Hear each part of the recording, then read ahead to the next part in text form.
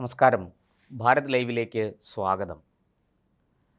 നമ്മുടെ നാസിക്കിലെ ടാറ്റ കൺസൾട്ടൻസി സർവീസുമായി ബന്ധപ്പെട്ട് ആ സ്ഥാപനത്തിൽ നടന്ന നിർബന്ധിത മതപരിവർത്തനവുമായി ബന്ധപ്പെട്ട നിരവധി വാർത്തകൾ നമ്മൾ ചെയ്തതാണ്.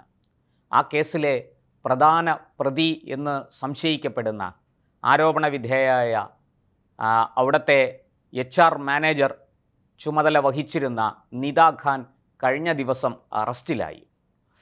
നമ്മുടെ കേരളത്തിലെ മാധ്യമങ്ങളിലെല്ലാം ഒരു ചെറിയ വാർത്തയായി മാത്രം അത് പോയി. അതിന് പിന്നിൽ നിദ ഖാൻ എന്തൊക്കെ ചെയ്തിരുന്നു, എങ്ങനെയൊക്കെയാണ് നിദ ഖാൻ പ്രവർത്തിച്ചിരുന്നത്, നിദ ഖാൻ്റെ പിന്നിൽ ആരൊക്കെ ഉണ്ട് തുടങ്ങിയ കാര്യങ്ങളെക്കുറിച്ചൊന്നും നമ്മുടെ മാധ്യമങ്ങൾ റിപ്പോർട്ട് ചെയ്തില്ല. പോലീസ് ഈ വിവരങ്ങൾ പുറത്തുവിടാതിരുന്നിട്ടല്ല മാധ്യമങ്ങൾ ഇത് റിപ്പോർട്ട് ചെയ്യാതിരുന്നത് എന്നുകൂടി നമ്മൾ മനസ്സിലാക്കണം. നമ്മുടെ മല്ലു മാപ്രകൾക്ക് ഇക്കാര്യത്തിൽ ഒരു പ്രത്യേക അജണ്ടയുണ്ട് എന്ന് പറയേണ്ടതില്ലല്ലോ.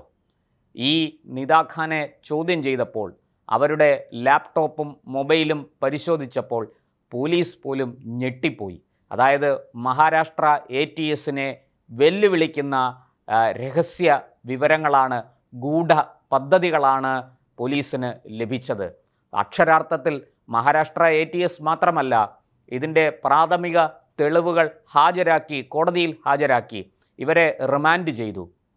ആ പ്രാഥമിക തെളിവുകൾ പരിശോധിച്ച ജഡ്ജി പോലും ഞെട്ടിപ്പോയി എന്നുള്ളതാണ് വാസ്തവം. ലഭിക്കുന്ന വിവരങ്ങൾ അതൊക്കെയാണ്.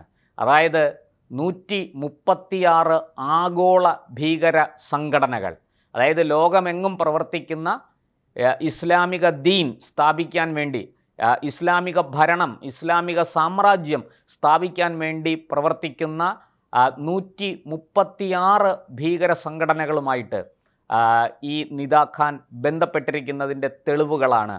അതായത് വെറും തെളിവുകളല്ല, വീഡിയോ കോൾ ചെയ്തതിൻ്റെ തെളിവുകൾ. എന്നിട്ട് ആ വീഡിയോ ദൃശ്യങ്ങൾ ലാപ്ടോപ്പിൽ സേവ് ചെയ്തിരിക്കുന്നു. അവരുമായി നടത്തിയ വീഡിയോ കോൺഫറൻസിങ്ങിൽ നടത്തിയ സംഭാഷണങ്ങൾ ഒക്കെ ഇപ്പോൾ പോലീസിന് ലഭിച്ചിരിക്കുകയാണ്. മാത്രമല്ല, പാകിസ്ഥാൻ കേന്ദ്രമായി പ്രവർത്തിക്കുന്ന ലഷ്കർ-ഇ-തോയ്ബ പോലെയുള്ള നിരോധിത ഭീകര സംഘടനകളുമായിട്ട് ഇവർ ബന്ധപ്പെട്ടിരിക്കുന്നു. ഇവർ തമ്മിൽ വാട്സാപ്പിലൂടെയും മറ്റും നടത്തിയ ചാറ്റുകൾ മുമ്പ് തന്നെ പോലീസ് കണ്ടെടുത്തിരുന്നു.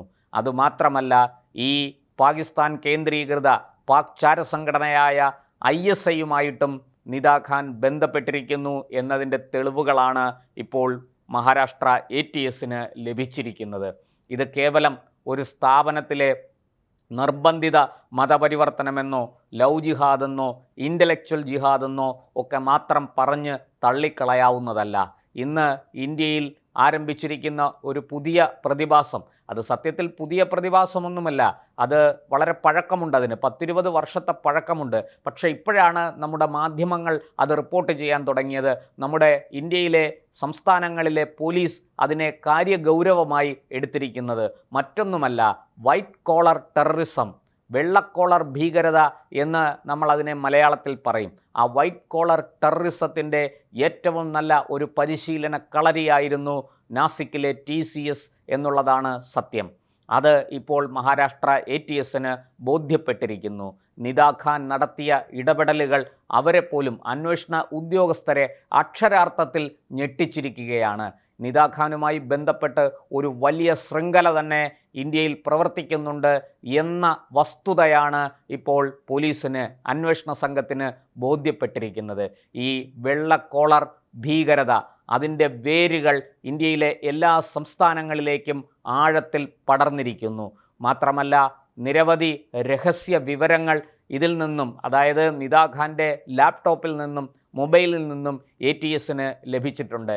ഈ നിദ ഖാൻ കേസിൽ പ്രതിയാണ് എന്ന വിവരം പുറത്തു വന്നപ്പോൾ തന്നെ അവരുടെ ബന്ധുക്കളും സുഹൃത്തുക്കളും പിന്നെ കേരളത്തിലെ മല്ലു മാപ്രകളും ആവേശത്തോടെ രംഗത്തെത്തി. അവർ 2 മാസം ഗർഭിണിയാണ്, ഒരു ഗർഭിണിയായ സ്ത്രീയെ ഇങ്ങനെ പീഡിപ്പിക്കാൻ പാടുണ്ടോ എന്നൊക്കെ ചോദിച്ചുകൊണ്ടാണ് എല്ലാവരും രംഗത്ത് വന്നത്. എന്നാൽ ഇപ്പോൾ പുറത്തു വന്നിരിക്കുന്ന ഈ വിവരങ്ങൾ, അതായത് മഹാരാഷ്ട്ര ATS കോടതിയിൽ സമർപ്പിച്ചിരിക്കുന്ന തെളിവുകൾ, പ്രാഥമിക തെളിവുകൾ പ്രഥമദൃഷ്ട്യ അന്വേഷണത്തിൽ ലഭിച്ച വിവരങ്ങൾ ഒക്കെ ഞെട്ടിക്കുന്നതാണ്. അതിനെക്കുറിച്ച് ഒരക്ഷരം മിണ്ടാൻ മല്ലു മാപ്രകളോ നിദാ ഖാൻ്റെ ബന്ധുക്കളോ സുഹൃത്തുക്കളോ ഒന്നും തയ്യാറാകുന്നില്ല. അതിനേക്കാളേറെ എന്നെപ്പോലുള്ളവരെ ഞെട്ടിപ്പിക്കുന്നത് TCS പുലർത്തുന്ന മൗനമാണ്. ടാറ്റ എന്ന് പറയുന്നത് ടാറ്റ സമം ഇന്ത്യ, ഇന്ത്യ സമം ടാറ്റ എന്ന് പറഞ്ഞാൽ തെറ്റില്ല. അത്രയേറെ നമ്മുടെ പാരമ്പര്യവുമായി, നമ്മുടെ സംസ്കാരവുമായി, നമ്മുടെ സ്വതന്ത്ര ഭാരതവുമായി ഒക്കെ അഭേദ്യമായി ബന്ധപ്പെട്ടിരിക്കുന്ന ഒരു പ്രസ്ഥാനമാണ്. വെറുമൊരു സ്ഥാപനമല്ല, ഒരു വലിയ പ്രസ്ഥാനമാണ് ടാറ്റ.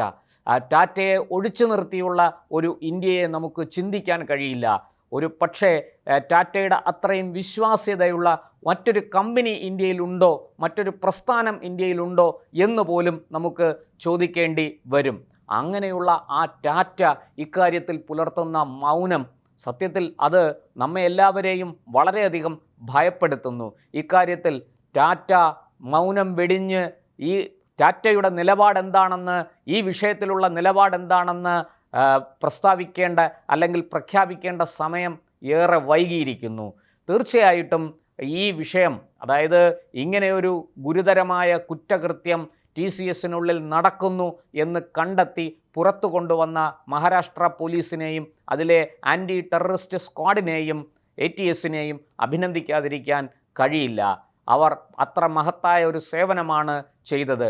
അല്ലെങ്കിൽ നിരവധി ചെറുപ്പക്കാർ മതഭ്രാന്ത് തലയ്ക്ക് പിടിച്ച് വെള്ളക്കോളർ ഭീകരതയ്ക്ക് അടിമയായി നിരവധി ചെറുപ്പക്കാർ നമ്മുടെ രാജ്യത്തെ പ്രധാന കേന്ദ്രങ്ങളിൽ, അതായത് നമ്മുടെ രാജ്യത്തിൻ്റെ അഭിമാന സ്തംഭങ്ങളായിരിക്കുന്ന പ്രധാന കേന്ദ്രങ്ങളിൽ പൊട്ടിത്തെറിക്കാൻ സാധ്യതയുണ്ടായിരുന്നു.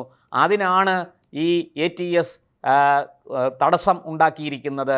അതിൻ്റെ കടക്കൽ, ആ ഗൂഢാലോചനയുടെ, ആ ഗൂഢപദ്ധതിയുടെ 2047 ഇന്ത്യയെ ഇസ്ലാമികവൽക്കരിക്കുക എന്ന ഇസ്ലാമിക ഭീകര സംഘടനകളുടെ ഗൂഢപദ്ധതിയെ നമ്മുടെ മഹാരാഷ്ട്ര ATSും മഹാരാഷ്ട്ര പോലീസും ചേർന്ന് തകർത്തു കളഞ്ഞു എന്നുള്ളതാണ് സത്യം. എന്തായാലും നിദാ ഖാനിൽ നിന്ന് കൂടുതൽ വിവരങ്ങൾ ലഭിക്കേണ്ടിയിരിക്കുന്നു. ഇപ്പോൾ പുറത്തു വന്നത് മഞ്ഞുമലയുടെ അറ്റം മാത്രമാണെന്ന് കരുതേണ്ടിയിരിക്കുന്നു. ഈ നിദാ ഖാനുമായി ബന്ധപ്പെട്ട് കൂടുതൽ വിവരങ്ങൾക്കായി നമുക്ക് കാത്തിരിക്കാം.